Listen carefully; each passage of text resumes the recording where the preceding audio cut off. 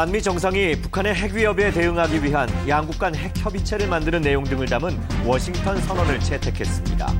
윤석열 대통령은 오늘 밤 미 의회 연설에 나섭니다. 여야 간 갈등을 빚어온 간호법 제정안이 여당의 표결 불참 속에 국회 본회의를 통과했습니다.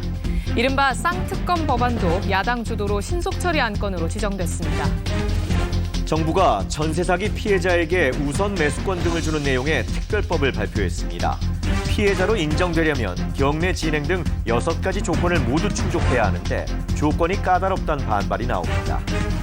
8개 상장사의 주가 폭락 사태와 관련해 금융당국이 주가 조작 의혹을 받는 업체의 사무실 등을 전방위 압수수색했습니다. 일부 종목은 나흘째 하한가를 이어갔습니다.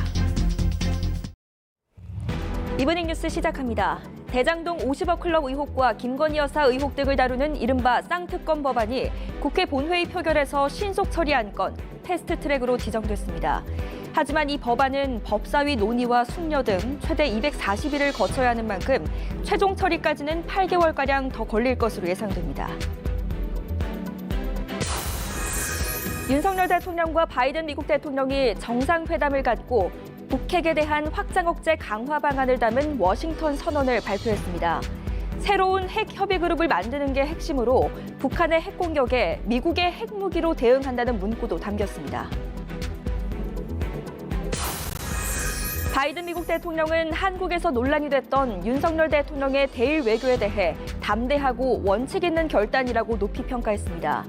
윤 대통령은 바이든 대통령과 한미일 3국 협력 강화를 위한 노력을 지속하기로 했다고 화답했습니다. 전북 군산 도심 한복판에서 외국인 10여 명이 뒤엉켜 흉기를 들고 패싸움을 벌여 경찰이 수사에 착수했습니다.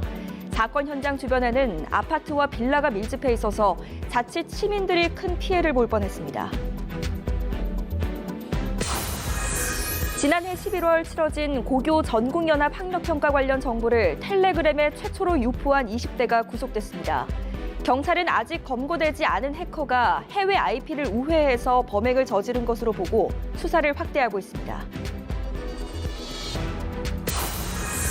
올해 고등학교 3학년이 대학에 들어가는 2024학년도부터 서울대와 연세대, 고려대 정원이 300명 가까이 늘어납니다.